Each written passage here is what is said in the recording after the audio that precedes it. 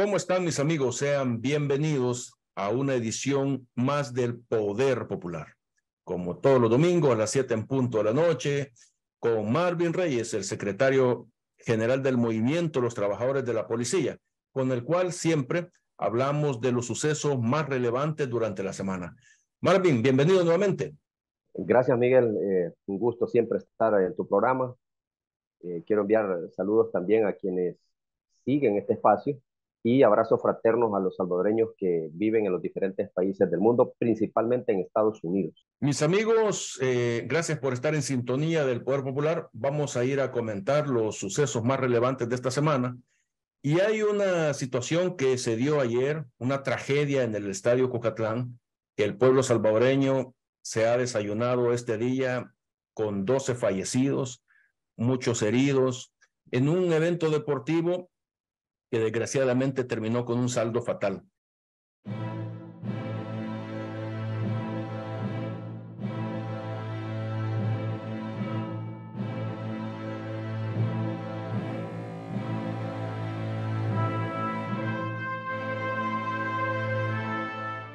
En primer lugar, muy lamentable. eh, Me solidarizo con el dolor de las familias de los fallecidos. Vimos imágenes dantescas de uno de los portones con los cuerpos de los aficionados tirados ahí. Ya las unidades de la policía, unidades de socorro, moviéndose para todos lados, tratando de ayudar a todos los que estaban afectados. Y es que es una situación que empezó de manera confusa. La información iba surgiendo de manera fragmentada, ¿verdad? Porque primero dijeron que había sido producto de la combustión de pólvora que habían tirado ahí. Luego hablaron de otras situaciones, que los habían dejado encerrados y que no podían respirar. Y el punto es que poco a poco fue saliendo la información y resulta de que hubo, según información de los mismos afectados, hubo sobreventa de boletos. Y cuando se llenó ese segmento del estadio para el cual habían vendido ya todos los boletos, afuera habían quedado alrededor de unas 400 personas. Entonces estas personas empezaron a exigir su ingreso y los portones fueron cerrados, ¿verdad? Porque habían dejado un portón de ingreso a esa área del estadio. Y pudimos ver nosotros en video cómo la gente estaba empujando el portón hasta que lo tiró. Y cuando lo tiró, se generó la avalancha humana y pasaron unos encima de otros y lamentablemente murieron aplastados, ¿verdad? Los aficionados que estaban digamos, al frente de toda esa masa de gente. Es lamentable, definitivamente esto tiene que producir un efecto de fiscalización, control y orden en los escenarios deportivos, porque no es primera vez que se hacen estos desórdenes, ¿verdad? Ya anteriormente han habido problemas de riñas entre barras, ya han habido hasta muertos dentro del estadio, ¿verdad? Recuerdo que siempre de la Alianza ahí les estalló un pirotécnico que lo mató al aficionado, hirió a otros, o sea, una cantidad de pólvora exagerada. Se ha detectado gente con armas blancas, con objetos punzantes, ¿verdad? Como tipo picayelos, con droga. O sea que hay que normar definitivamente los escenarios deportivos para que no se generen este tipo de situaciones y también los directivos o los organizadores deben planificar bien, más cuando son escenarios eh, clave como el de anoche, ¿verdad? Que ya son partidos claves para ir clasificando, ir subiendo, ir llegando a una final deportiva y no se, no se den estos estallidos, ¿verdad? Porque es lamentable, 12 personas perdieron la vida ahí son familias que están de luto, nadie les va a responder, ¿verdad? Porque ahí nadie ha dicho, me voy a hacer responsable por lo menos de los gastos fúnebres o algo, ¿eh? Nadie ha dicho nada, ni los equipos, ni los organizadores, ni la Liga Mayor, nadie, ¿verdad? Ni el gobierno, pues no, nadie ha dicho nada respecto a esto. Así que es una nota negra, definitivamente. Y hay gente que dice, el fútbol está de luto. No, todos estamos de luto, el país entero, ¿verdad? Porque esto ha dado la vuelta al mundo, está en todos los periódicos a nivel nacional e internacional. En los periódicos internacionales resaltan la tragedia en El Salvador, dicen. El escenario deportivo fue enlutado por 12 muertes, avalancha de personas, produce 12 fallecidos y tantos titulares que podemos encontrar en diferentes periódicos internacionales. Ahorita estamos en el ojo de la prensa internacional precisamente por esa tragedia. Así que todo El Salvador está de luto. Mira, Marvin, esta situación que se dio ayer, algunas personas inclusive estaban hablando ya eh, en TikTok, en Twitter, estaban diciendo inclusive que había un montón de gente adentro que estaba utilizando drogas. ¿Cómo es que la policía no logra controlar esas cosas? Es decir, no sé si en los escenarios deportivos tienen control de drogas con perros y todo eso. O sea, no quiero decir que ese haya sido el problema, sino que cómo es que esta gente logra ingresar todos estos productos, todas estas cosas, los ilícitos. Eh, ¿Tú crees que realmente había la cantidad necesaria de autoridad o faltó un poco más?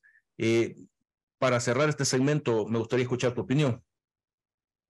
Cuando se dan este tipo de partidos, ¿verdad? De encuentros deportivos que son clave y sabemos que las barras son incisivas, ¿verdad? Defienden a su equipo, en el caso de la Alianza y del FAS. Por lo general, siempre mandan personal policial suficiente para evitar precisamente ese tipo de cosas. Y en esta ocasión se vio muy poco personal, ¿verdad? No vimos controles eh, de antinarcóticos en las entradas. O sea, esto debería ser de rigor para que nadie entre ningún tipo de droga al estadio. Una persona ya bajo los efectos de las drogas, pues es una persona que no actúa de manera normal. Y debería ser prohibida cualquier tipo de ingesta de bebidas embriagantes, porque ahí van a ser un Sodoma y Gomorra en esas barras, eh, gente embriagándose y todo. Esta situación debe ser, como lo reitero, un punto de inflexión para hacer cambios importantes en la asistencia a los estadios. Y aquí, bueno, van a venir sanciones. Nosotros hemos visto equipos que los sancionan para que jueguen a puertas cerradas y sin público, ¿verdad? Eso le puede pasar a la Alianza. Y esto les afecta a ellos porque la taquilla es parte de los ingresos que ellos tienen como equipo. Esto le genera ingresos también al estadio.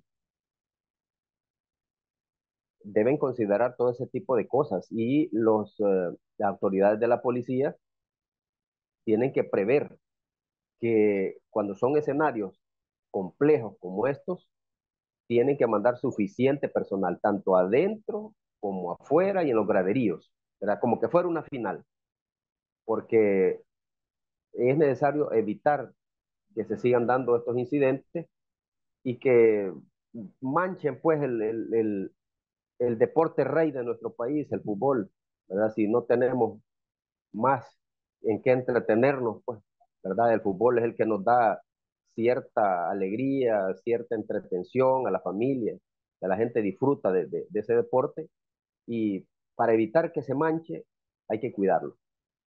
Perfecto. Marvin, vamos a cerrar este segmento y nos vamos a ir también a hablar lo que ha acontecido esta semana. En un programa recientemente vimos a a la abogada Tania Pastor, junto con Walter Raudales, en el programa de diálogo con Ernesto López, analizando esta situación que se ha hablado de las capturas a inocentes, que pues ya lo hemos hablado contigo y también con Jorge Panameño, cual le mandamos un saludo de acá. Resulta de que en una parte, Walter Raudales habla de que del movimiento de los trabajadores es como la voz que ha dado por sentado de que esta situación de las capturas es un hecho.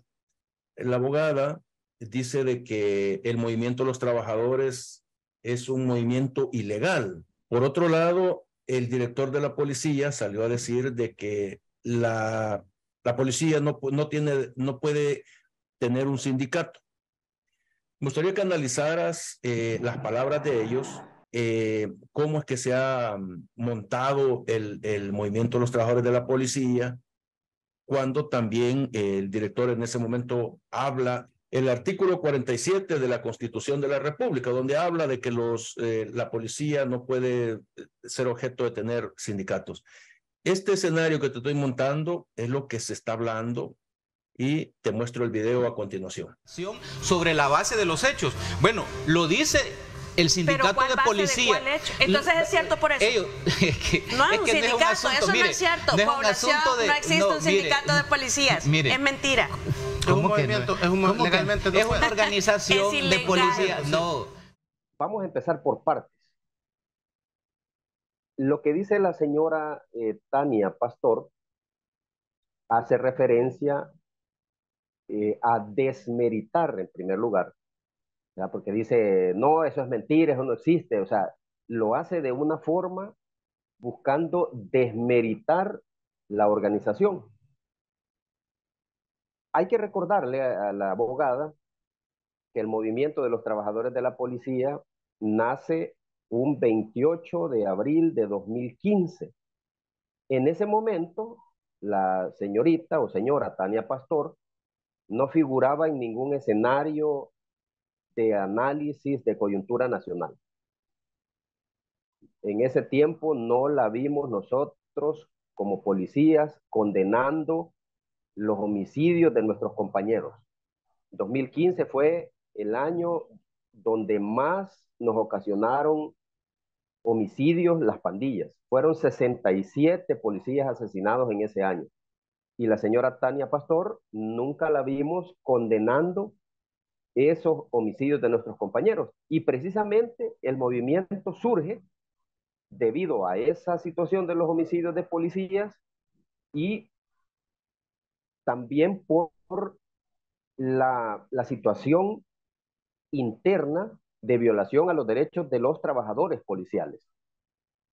El desprecio, el abandono que estábamos sufriendo nosotros como agentes de la policía. Y nosotros nos basamos en 2 artículos de la Constitución, ¿verdad? Nosotros no salimos solo porque nos dio la gana, bueno, vamos a ir a la calle a protestar, ¿verdad? No. Nosotros tenemos un fundamento constitucional también. Aunque el 47 dice que la policía no puede formar sindicatos o asociaciones, ¿verdad? Está vedado ese derecho, lo cual nosotros consideramos que es antidemocrático, ¿verdad? Porque los policías son trabajadores y tienen derecho a sindicalizarse. En otras policías, en Costa Rica, por ejemplo, hay sindicato de policía formal y ahí funciona y todo. Los policías allá son trabajadores y les aplican el código de trabajo. Es más, ni ley especial tienen, sino que el código de trabajo porque los consideran trabajadores. En nuestra policía, como siempre, aquí le tienen pavor y miran con malos ojos la organización de los trabajadores, como que fuera algo dañino, como que es algo que hay que combatir, ¿verdad? De parte de las autoridades gubernamentales, pusieron ese aspecto antidemocrático en la Constitución, que no se pueden formar sindicatos o asociaciones los policías. Pero nosotros, utilizando la misma Constitución que da herramientas, ¿verdad?, para poder organizarse, nos basamos en el artículo 6 de la Constitución y en el artículo 7. ¿Qué dice el artículo 6? Dice, toda persona puede expresar y difundir libremente sus pensamientos, siempre que no subvierte el orden público, ni lesione la moral, el honor, ni la vida privada de los demás. Es la libertad de expresión, contenida en el artículo 6 de nuestra Constitución. O sea que, como policías, nosotros podemos difundir libremente nuestros pensamientos. Podemos decir aspectos con los que no estamos de acuerdo, aspectos que nos están afectando. ¿Y en qué momento lo vamos a decir? Para eso nos avala el artículo 7 de la Constitución. ¿Qué dice el artículo 7? Los habitantes de El Salvador tienen derecho a asociarse libremente y a reunirse pacíficamente y sin armas para cualquier objeto lícito. ¿Y el policía acaso no es salvadoreño? Ahí dice los habitantes del Salvador, ahí no dice los policías no tienen derecho a asociarse. Ahí claramente dice los habitantes de El Salvador tienen derecho a asociarse libremente. ¿Cómo nace el movimiento? Nace con el personal que estaba de licencia, estaba de vacaciones o estaba de permiso. O sea, no estaba en servicio en ese momento y todos juntos nos reunimos en un lugar, ¿verdad? Que es la Alameda Juan Pablo II, allí frente a la estación del Citram, a expresarnos libremente como lo dice el artículo 6. O sea, la misma Constitución te avala estos aspectos. ¿Tenemos derecho a asociarnos libremente y sin armas? Por supuesto que sí. ¿En qué momento? En momentos que no estamos de servicio. Y así lo hemos hecho. En toda actividad que el movimiento ha participado, participó con gente que estaba de licencia. Bueno, si el policía tiene 1000 amigos, por ejemplo, y en su tiempo libre se va a reunir con esos 1000 amigos, ¿y qué delito es ese? ¿Qué delito puede ser? Y estos 1000 amigos, ¿verdad? Van y se expresan y dicen, miren, esto nos está afectando. ¿Será algún delito eso? Pues yo considero que no, ¿verdad? Es una causa justa y bajo esos parámetros nace el movimiento de los trabajadores de la policía. ¿Verdad? Lo que pasa es que la señora Tania, ella desconoce los aspectos organizativos del movimiento, desconoce sus orígenes, desconoce sus principios, sus objetivos. Nosotros eso lo tenemos planteado. Están por escrito los objetivos del movimiento. No es algo que nos inventamos solo porque nos dio la gana, sino que tiene un fundamento jurídico y tiene principios también reivindicativos laborales. ¿Y que acaso defender los derechos de los policías y reclamar una vida digna para los policías es algún delito o es algún pecado capital imperdonable? Porque eso es lo que nosotros hemos hecho.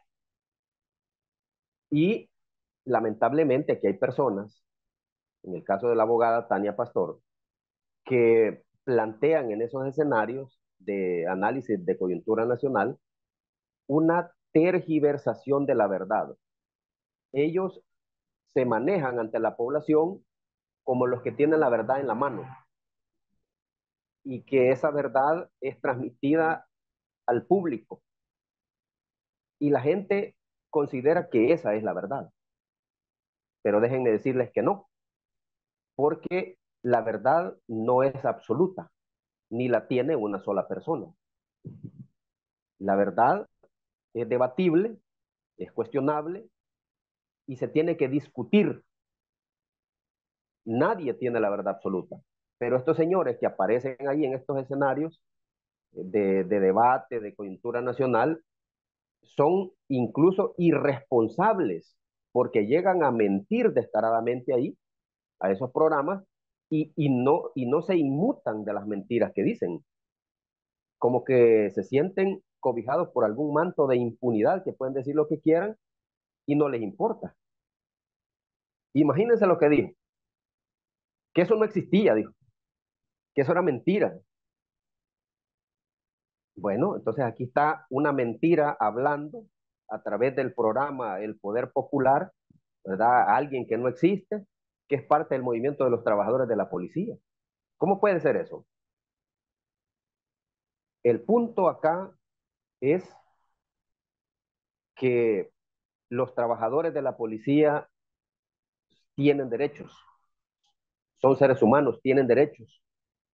Y por lo tanto, nosotros vamos a seguir luchando en los escenarios que se nos vayan presentando, los escenarios que la coyuntura nacional vaya produciendo, y por supuesto que vamos a ir denunciando todos aquellos aspectos que se consideren dañinos para los elementos policiales. Y te voy a mostrar algo que tengo por aquí.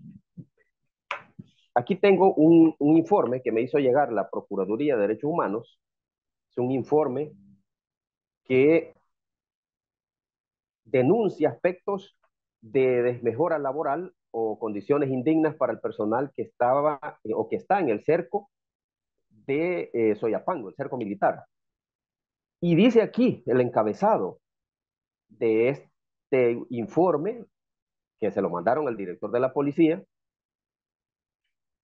mediante denuncia escrita interpuesta el 7 de diciembre del 2022 por el señor Marvin Reyes en calidad de secretario general del Movimiento de los Trabajadores de la Policía MTP.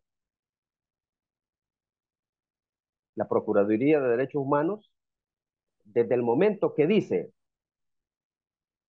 que está siendo interpuesta la denuncia a través del secretario general del Movimiento de Trabajadores de la Policía, hay una validación del mismo.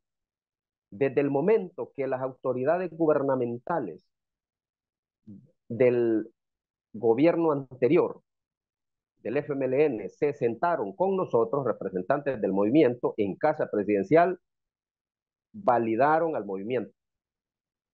Desde que el señor Bukele, el 13 de enero de 2019, se reunió con nosotros en un hotel capitalino y dijo reconocer el movimiento de los trabajadores de la policía, está validando al movimiento.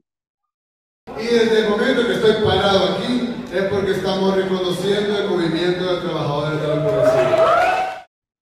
Entonces, ¿nosotros qué necesitamos? No necesitamos un papel que diga de que hay legalidad en nuestra organización. Sí, hay muchos sindicatos que solo son la pancarta, que solo son el logo. Nosotros hemos hecho cambios en la realidad, eso es lo que importa. Y aquí tengo este informe, donde le dicen, y en el último párrafo, después de analizar todos los hallazgos, le dicen al director de la policía, se recomienda al director general de la Policía Nacional Civil, comisionado Mauricio Arriaza Chicas, realizar una planificación y coordinación oportuna y efectiva que cubra todas las necesidades básicas del personal policial que participará en la implementación de los futuros planes de seguridad en general y específico, en la aplicación de las fases del Plan Control Territorial a efecto de garantizar los derechos humanos y específicamente los derechos laborales de los y las agentes policiales que realizan labor de campo. Asimismo, se les recomienda que gire las instrucciones respectivas para que en lo sucesivo se brinde colaboración al personal de la PDDH a efecto de realizar la función constitucionalmente establecida a efecto de descartar posibles vulneraciones a los derechos humanos. Y si nosotros no existimos, como dice la señora Tania Pastor, ¿por qué la Procuraduría de Derechos Humanos está increpando al director de la PNC, comisionado Mauricio Arriaza Chicas, a raíz de una denuncia que nosotros interpusimos y que le está diciendo que él no planifica ni procura el bienestar del personal policial? Ahí está un efecto de la realidad. Ella puede decir lo que quiera, de decir que no existimos, etcétera, etcétera, pero aquí le estamos diciendo nosotros, con hechos en la mano, lo que se produce en la realidad. Y fíjate bien, al final, ¿qué es lo que dice? A efecto de darle a conocer al señor Marvin Reyes en calidad de secretario general del Movimiento de los Trabajadores de la Policía MTP y le sirva de legal notificación, mandan acá la nota al final. Ahí podemos ver la página firmada y sellada por la Procuraduría de Derechos Humanos. Entonces, lo que podemos decir nosotros es que la señora Tania Pastor sigue un discurso de desmeritar a quienes luchan en contra de las injusticias. Sigue un discurso de despreciar a aquellos que generamos crítica y generamos un análisis bien puntual de lo que está pasando en nuestro país. Marvin, ahora vamos al otro escenario. Hablando de artículos de la... ¿Perdón? Hablando de artículos escondidos. Algo así más o menos. Bueno, vale la pena el chascarrillo. Mira, vamos al otro escenario de los artículos a la ley de la carrera policial. Fíjate que en un artículo, en el 38, habla cuáles son los requisitos para obtener el grado de comisionado general de la Policía Nacional Civil. Este escenario que vimos recientemente, donde el director de la policía fue, le dieron este grado, ¿cómo es posible de que este artículo diga cuáles son los requisitos para hacerlo y pasando encima de esos requisitos le dan este grado? ¿Cómo sucede esto, Marvin? El artículo 38, y lo vamos a leer, ¿verdad? Porque vale la pena que la gente sepa cómo está la situación en este nombramiento del señor Arriaza Chicas, ya hablando de este tema. Resulta de que la ley de la carrera policial establece parámetros legales para poder ascender al grado de comisionado general. En el artículo 38 de la ley de la carrera policial dice lo siguiente: para la categoría de comisionado general se exigirá además la presentación, defensa y aprobación de una tesis magistral inédita en materia de seguridad pública, que deberá ser defendida públicamente ante un tribunal integrado por el ministro de Seguridad Pública o su representante, el director general de la PNC, el director general de la ANSP, el presidente de la Sala de lo Penal de la Corte Suprema de Justicia y el fiscal general de la República. Fíjate bien cómo está planteando el escenario esta ley, ¿verdad? Este artículo. Lo está planteando porque el nivel de comisionado general es un nivel ya, digamos, el último que tiene la policía, porque en los grados de oficiales el comisionado general es el último. Pero en 30 años que tiene la policía nunca han promovido ese grado para que los comisionados puedan subir, porque muchos de ellos no reúnen los requisitos. Resulta que muchos de ellos pasaron del ejército con el grado de teniente o subteniente y pasaron de una vez a la policía. Y ese es el grado que ostentan. No tienen ningún grado académico. Entonces, ¿cómo pueden optar a la categoría de comisionado general si no tienen un título académico que los respalde? Eso es el primer punto. Y al no tener un título académico que los respalde, entonces se caería en un vacío de ley estarlos ascendiendo. Pero ¿qué ha pasado hoy en este nombramiento de Arriaza Chicas? Lo que ha pasado es que la Asamblea Legislativa, fíjate bien cómo es que actúan ellos. Actúan en base a conveniencia de los niveles ejecutivo y superior. Cuando los del nivel ejecutivo querían ascender, se fueron a la Asamblea Legislativa a hablar con un diputado del PCN, el coronel Almendaris, para ser exacto, a que les hiciera un decreto a la medida en 2002. Y vino este señor, hizo el cabildeo en la Asamblea y les hizo el decreto a la medida. Y ahí empezaron a ascender, ¿verdad? Cada 5 años, ahí van para arriba ascendiendo. Los que eran sus inspectores, que yo los conocí de sus inspectores, hoy son comisionados. Para ellos sí hay carrera policial. Y esto fue en 2002. Ahora, en este gobierno, resulta que el año pasado promovieron un decreto transitorio.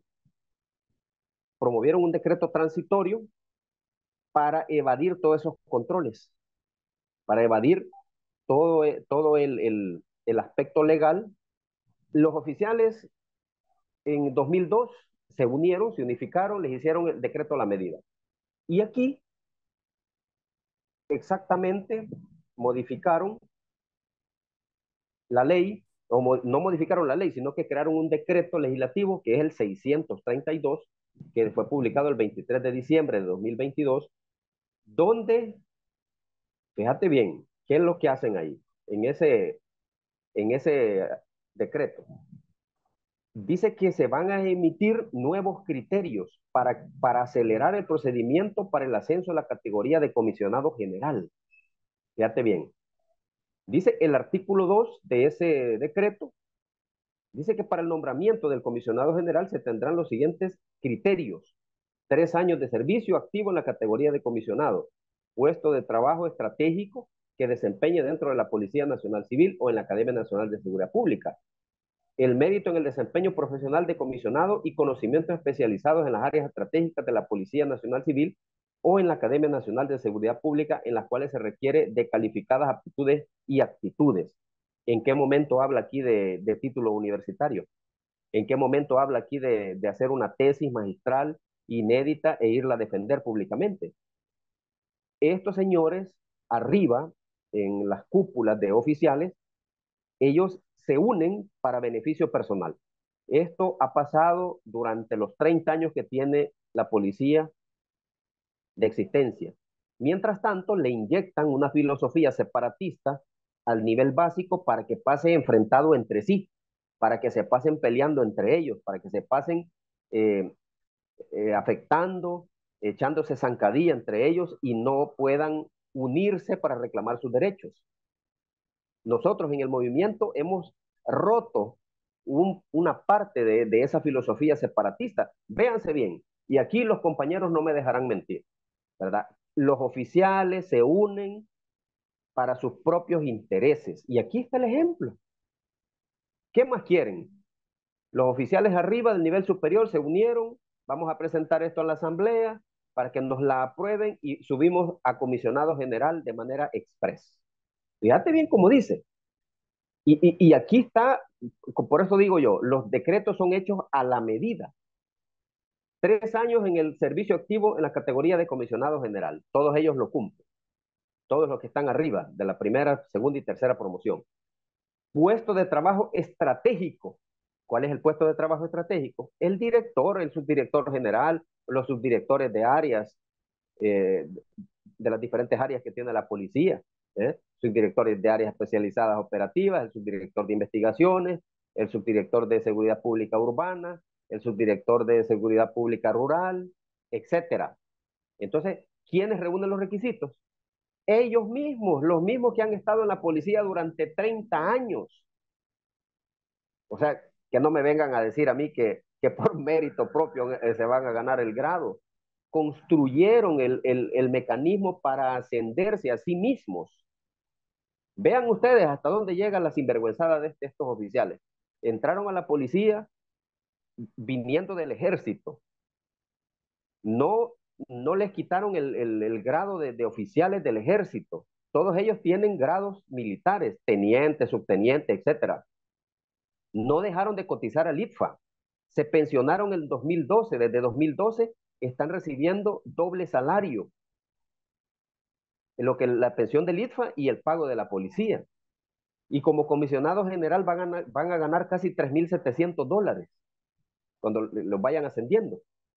Y hoy salen con este decreto especial, fíjate bien, el 23 de diciembre lo hicieron, imagínate, de regalo navideño, el decreto legislativo 632, ¿verdad? Para que lo busquen, artículo legislativo 632 publicado el 23 de diciembre de 2022.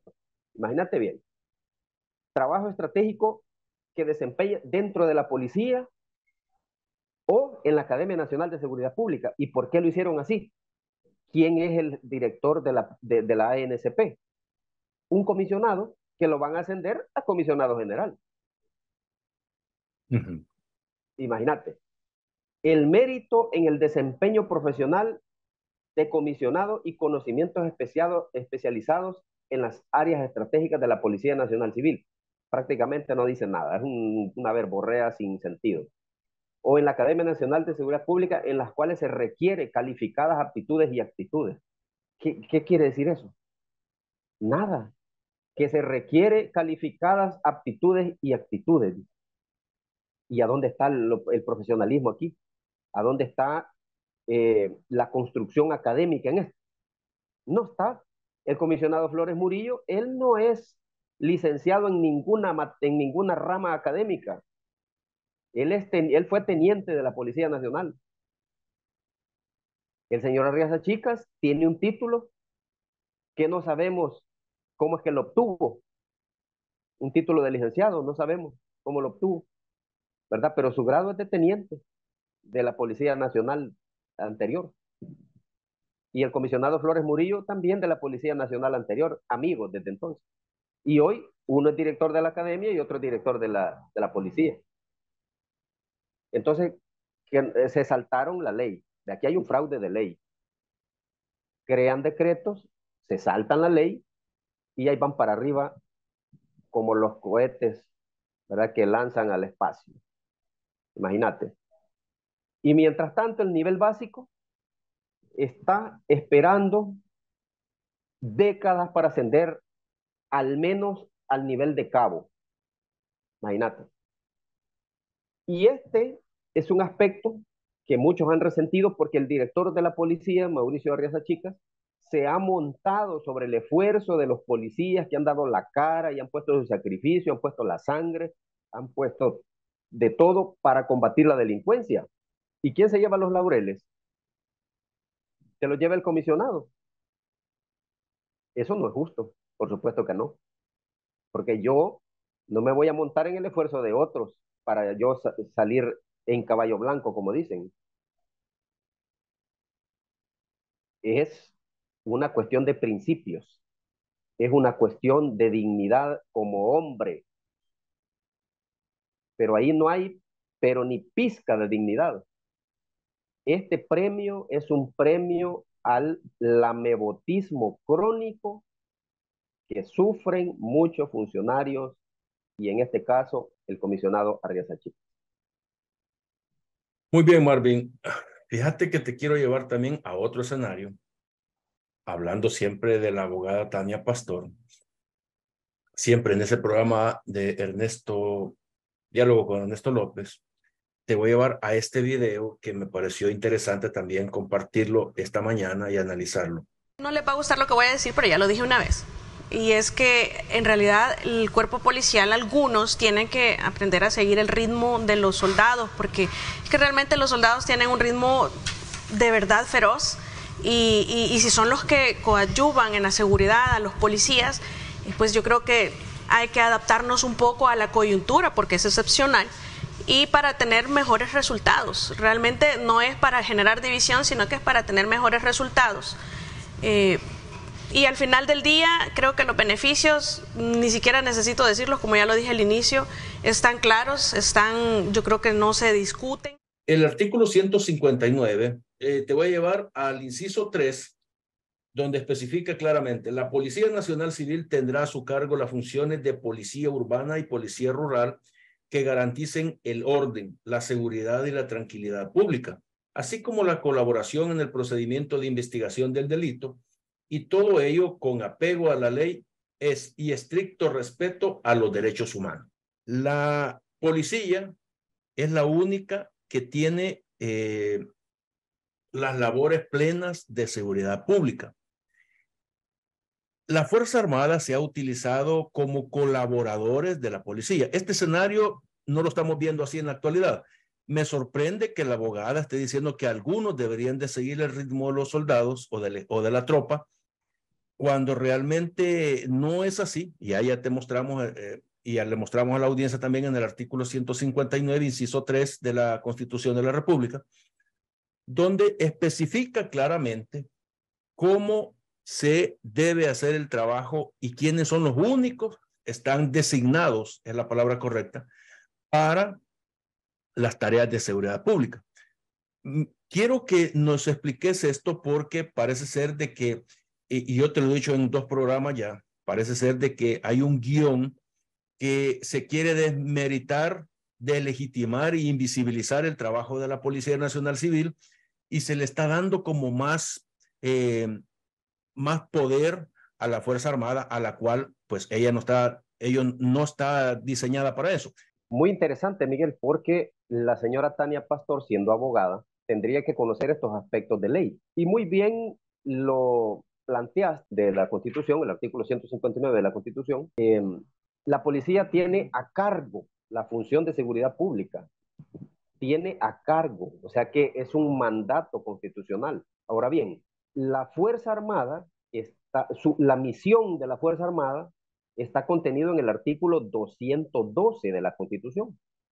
También debería de ser conocido este artículo por parte de la abogada Tania Pastor. Y dice, la Fuerza Armada tiene por misión la defensa de la soberanía del Estado y de la integridad del territorio El presidente de la República podrá disponer excepcionalmente de la Fuerza Armada para el mantenimiento de la paz interna, de acuerdo con lo dispuesto en esta Constitución. ¿Qué dice el mandato constitucional al ejército? Dice que debe mantener la soberanía nacional del Estado y la integridad del territorio. ¿Qué te indica esto? Que los soldados cuidan la integridad del país, que ellos pueden estar prestos a una intervención por un ejército extranjero, por una fuerza extranjera, y ahí ellos pueden accionar. ¿El presidente puede disponer excepcionalmente la Fuerza Armada? Sí. ¿Lo está haciendo en este momento? Sí. Pero los soldados, hay una diferencia, y es donde no encuentro lógica en el planteamiento de la abogada Tania Pastor, de decir que los policías deberían seguir el ritmo de los soldados. ¿Y por qué tenemos nosotros que seguir el ritmo de los soldados? Yo quisiera hacerle un reto a la abogada Tania Pastor, que solicite al director de la policía uniformarse y vivir al menos 15 días, 15 días como policía, ¿verdad? Haciendo turnos durante los 6 días trabajados y que se vaya 3 días después a su casa a descansar, ¿verdad? Y que la manden a la policía rural o que la manden a un GTA, como que es el juego, ¿verdad? A un GECAC, sí, a un GECAC, que la manden a un GECAC, ¿verdad? Los GECAC son los grupos conjuntos de apoyo a la comunidad, eso significa GECAC, ¿verdad? Que es un policía con 3 o 4 soldados, que vaya ella a incorporarse a un GECAC, ¿verdad? Y vea cómo es el trabajo y después hablamos, ¿verdad? Yo le hago el desafío, ¿verdad? Porque bonito es hablar ahí ante cámaras y decir, no, los policías deben seguir el ritmo de los soldados, ¿verdad? Bonito es hablar cuando nunca se ha estado metido o enfundado en el uniforme de la Policía Nacional Civil.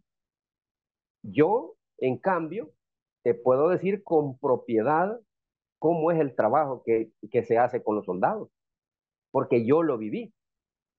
Yo trabajé con soldados cuando comenzaron los GTC, que eran los grupos de tarea conjunta, y me mandaron a una zona rural con 4 soldados. Y uno había que andarles orientando, porque ellos de seguridad pública en ese momento no sabían absolutamente nada.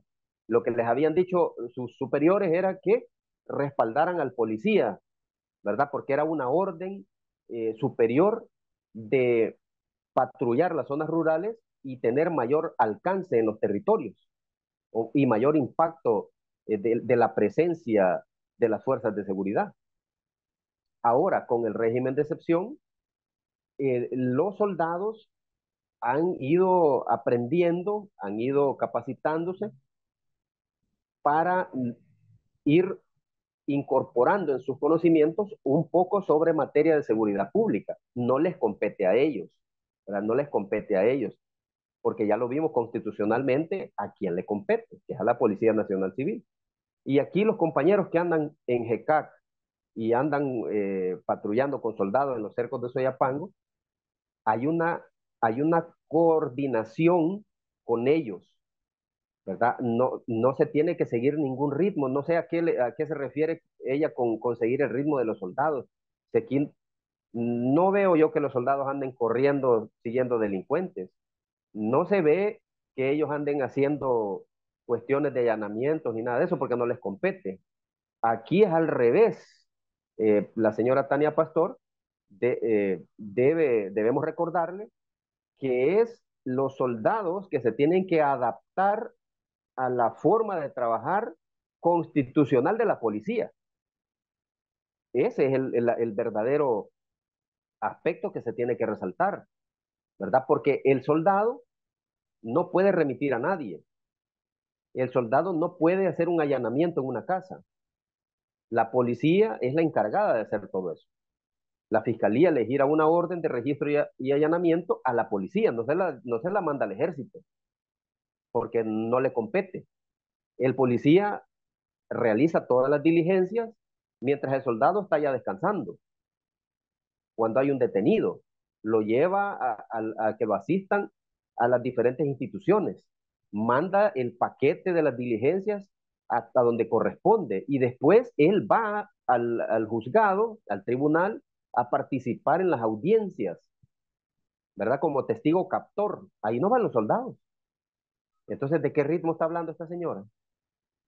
Además, la formación de cada institución es muy distinta. Para que un policía, para que una persona, un joven, se convierta en policía, tiene que pasar 18 meses estudiando.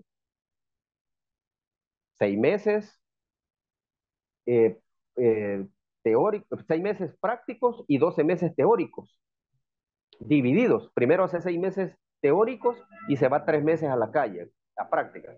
Regresa a la academia, otros 6 meses, y luego 3 meses va a la calle y se gradúa como policía. Y el soldado, ¿cuál es su proceso? 2 meses como recluta y después se gradúa como soldado. ¿Qué puede aprender en 2 meses? A 18 meses que cuesta formar un policía. Además, el policía, su permanencia en la institución policial es hasta que se retira a sus 60 años. En cambio, el soldado hace 2 años y causa baja. Si tiene suerte, ¿verdad? Lo reenganchan. Vuelve otra vez a activarse, pero solamente puede estar en la institución castrense 9 años. A los 9 años le dan la baja definitiva y ya no puede ser más soldado. Ahí termina su carrera militar. 9 años y se va de baja definitiva. Entonces está queriendo comparar esta señora abogada Tania Pastor, dos instituciones totalmente distintas, con formaciones totalmente distintas, con mandatos constitucionales totalmente distintos. Y volvemos al punto. Busca desmeritar el trabajo de la Policía Nacional Civil por la línea que lleva, por el análisis que hace para deformar la realidad y que la gente afuera que ve esos programas dice, es cierto, los soldados son mejores que los policías. Los soldados, nosotros nos gustan más los soldados que los policías. Y empiezan a surgir una serie de aspectos de desprecio para los policías. Sí, es que unos policías muy gordos y que los policías que no hacen nada. Empieza la gente a desmeritar el trabajo de la institución policial. Imagínate. Y es que aquí, claramente, muchos, y es más, yo creo que hay que acuñar esa frase que dice, el enemigo de un salvadoreño es otro salvadoreño. Yo le he oído mucho. El enemigo de un salvadoreño es otro salvadoreño. ¿Y por qué esta abogada, en vez de estar criticando a la policía y queriendo compararla con el ejército, por qué no va y presenta alguna moción en la Asamblea Legislativa, ¿verdad? Para que pasen los $200 del bono, que se los pasen al salario del policía. Ella es abogada, puede redactar una pieza de correspondencia y presentarla para que al policía también le mejoren el seguro de vida. Porque el policía cuando muere asesinado, en el caso del compañero que en paz descanse allá en Chalatenango, solo le dan $18,000 a la familia. ¿Y ustedes creen que con $18,000 va a resolver su vida la familia de un policía que debe la casa, que debe préstamos, que debe a la cooperativa de Acacic? ¿Creen que va a resolver con $18,000? Nosotros habíamos propuesto que se subiera el seguro de vida por lo menos a 50,000 cuando un policía es asesinado. ¿Por qué no presenta una moción ahí a su línea de nuevas ideas en la Asamblea Legislativa para que se incremente a $50,000 el seguro de vida para el policía? ¿Por qué no presenta en su línea de nuevas ideas en la Asamblea Legislativa una moción para que el salario del policía que es asesinado le quede de forma vitalicia a la familia? Porque aquí cuando un policía muere, ahí se acabó todo para la familia. Queda en el total abandono. Aquí no hay becas para los hijos, aquí no hay una sustentación para la familia, nada. Entonces, en lugar de estar criticando, de estar hablando que la policía tiene que estar a la par del ejército y que tiene que andar corriendo así como corren ellos y que son incisivos, que esto y lo otro. Bueno, en vez de estar haciendo eso, mejor que presente aspectos que modifiquen la situación de las condiciones de los policías y que se generen aspectos dignos para ellos como trabajadores y como seres humanos. Marvin, para terminar este programa, me gustaría que hicieras un análisis también de lo del cerco militar que se suscitó allá en la Nueva Concepción a raíz del agente asesinado. Me gustaría que nos explicaras utilizar 5,000 efectivos y hasta ahora tengo entendido que la única captura que hay es la del pandillero que asesinó al oficial de policía. Y de ahí lo último que se ha conocido ha sido la incautación de 3 radios, tan efectivo haber desplegado ese montón de efectivos militares y de la policía. Quiero conocer cuál es tu opinión sobre este último caso que se ha suscitado esta semana. Fíjate que aquí estamos ante un escenario muy interesante. Nosotros hemos sido muy enfáticos y hemos sido críticos de aspectos operativos de la policía, tanto en el pasado como en el presente. En el pasado, en los gobiernos anteriores, se actuaba como bomberos. Cuando surgían homicidios en ciertas zonas, se mandaba el grupo de policías, los operativos, para esa zona. Se capturaban pandilleros, se capturaban líderes de clicas, permanecía un tiempo el personal ahí, y cuando la situación se calmaba, se retiraba el personal y surgían focos de violencia en otro lado, se iba el personal para allá y así andaban, actuando como bomberos, apagando fuegos aquí y allá. Porque resulta que los bomberos así trabajan. Ellos no pueden prever cuándo se va a generar un incendio. Ellos están para reaccionar ante una situación de ese tipo. ¿Qué es lo que ha pasado hoy hoy en el presente, con este escenario de la muerte del compañero? Se genera el incidente en Soyapango y lo primero que hacen, ir a apagar el fuego, actuando como bomberos. Mueven la gran cantidad de soldados, mueven la gran cantidad de policías a peinar la zona. Y volvemos a los mismos escenarios del pasado. Ese desperdicio de personal, porque a mi juicio yo como estratega no voy a desperdiciar recursos institucionales valiosos, ¿verdad? Que al pueblo le cuesta dinero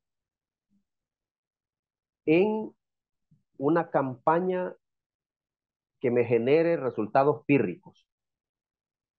Y es lo que hemos visto ahí en esta zona de Chalatenango. Resultados pírricos y un despliegue exagerado de personal policial y militar. Y la gente puede decir, ah, es que vos estás en contra de que haya seguridad, es que vos estás en contra de que anden los soldados y los policías. Por supuesto que no, por supuesto que no. Nosotros estamos de acuerdo en que la seguridad del país debe tener los niveles adecuados para que la gente viva dignamente y en paz, pero con inteligencia,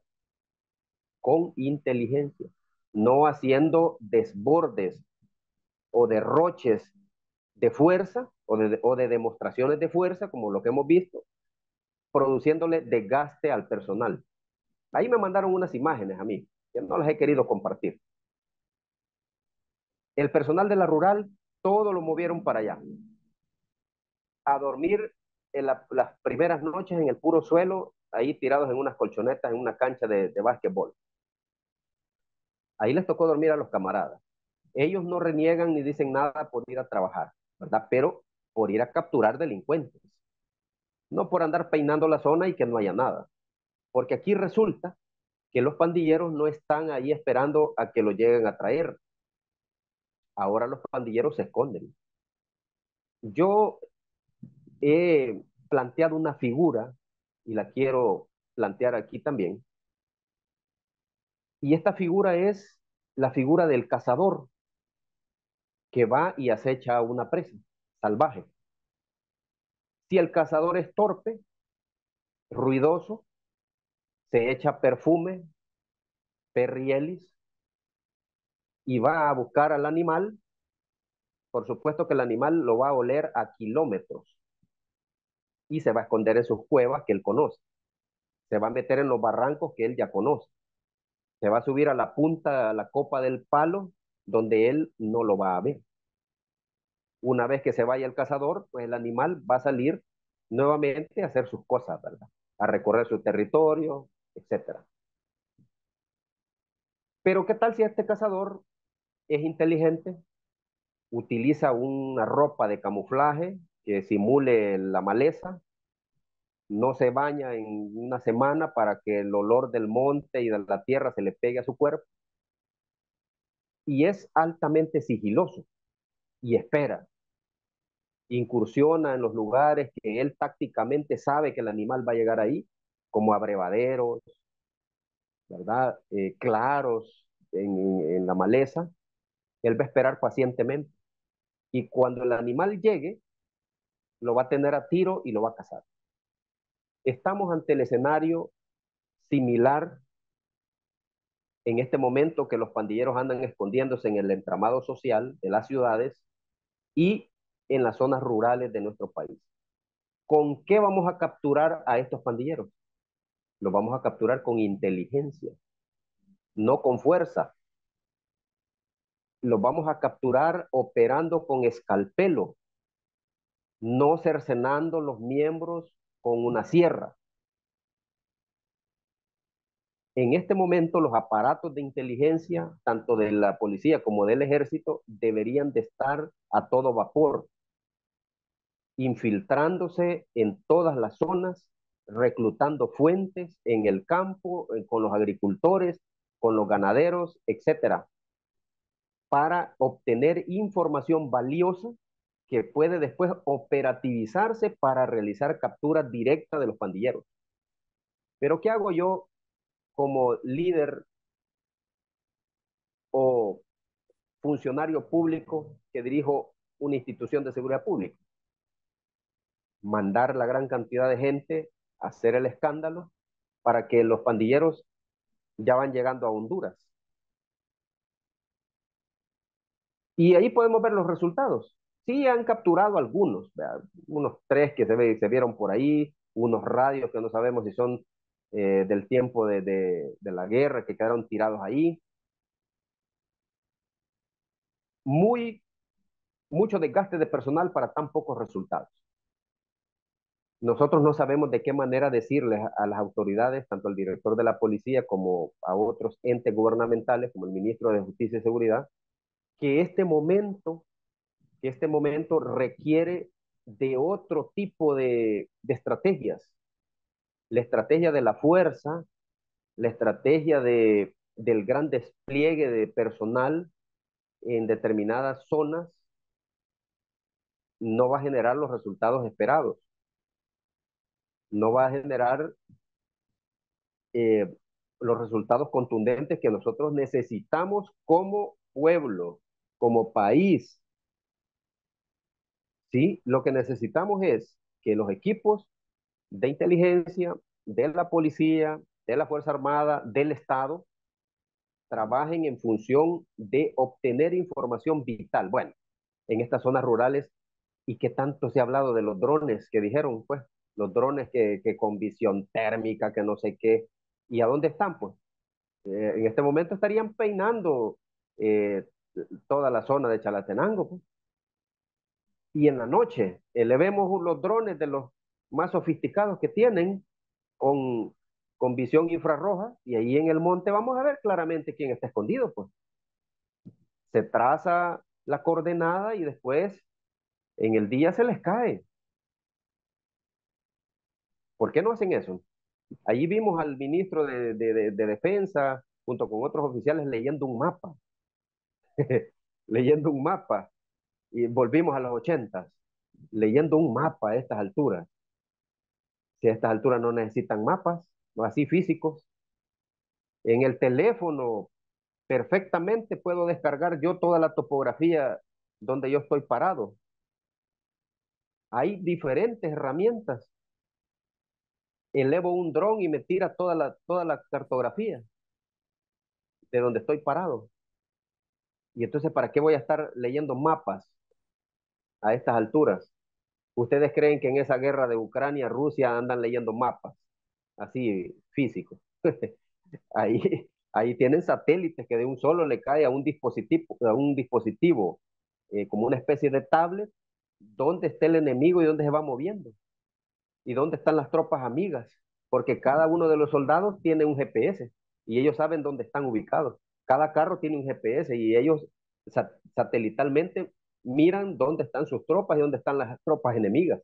¿Ustedes creen al estilo de la Segunda Guerra Mundial, que estaban los mapas físicos y iban poniendo los muñequitos de los tanques, de los soldados?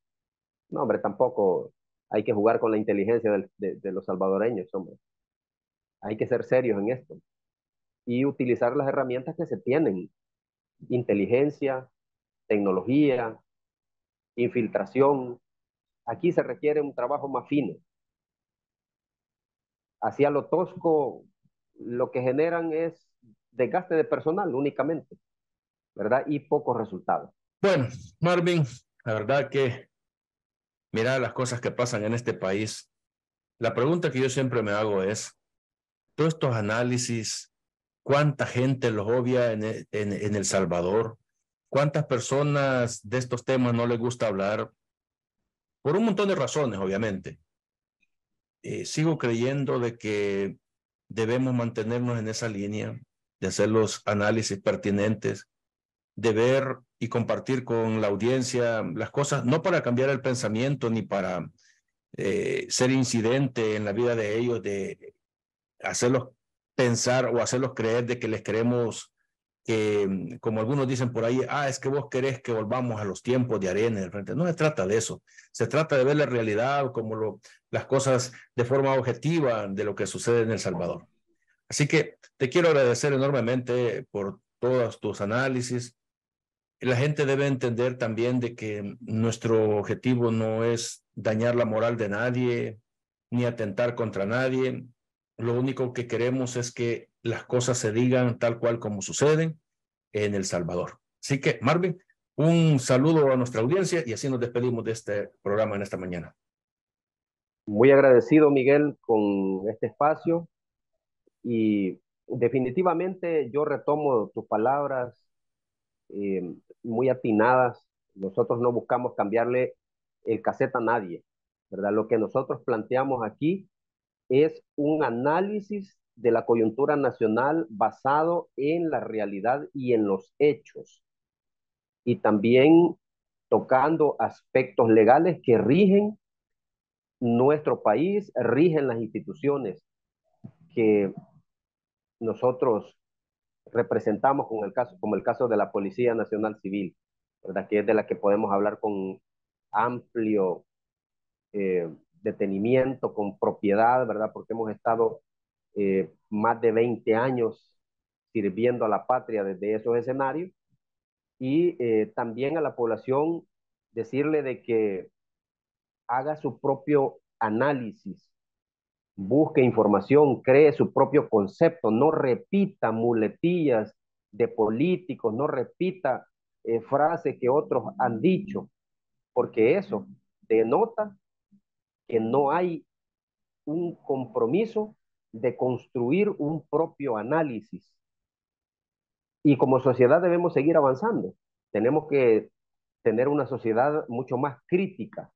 Ese nivel de criticidad debe estar en otros niveles, ¿verdad? Porque esto nos va a permitir exigir a los gobernantes que trabajen para lo que se les ha designado, para lo que se les ha votado, ¿verdad? Porque ningún político llega a presentarse con el currículum en la mano a pedir el puesto. Ellos van donde el pueblo a pedir el voto y por lo tanto se convierten en nuestros empleados y no al revés. Así que les deseo todo lo mejor, que el país siga avanzando. Tenemos buenos niveles de seguridad, habrá que seguir trabajando en ello y generar una permanencia de esta estabilidad y que por fin tengamos paz.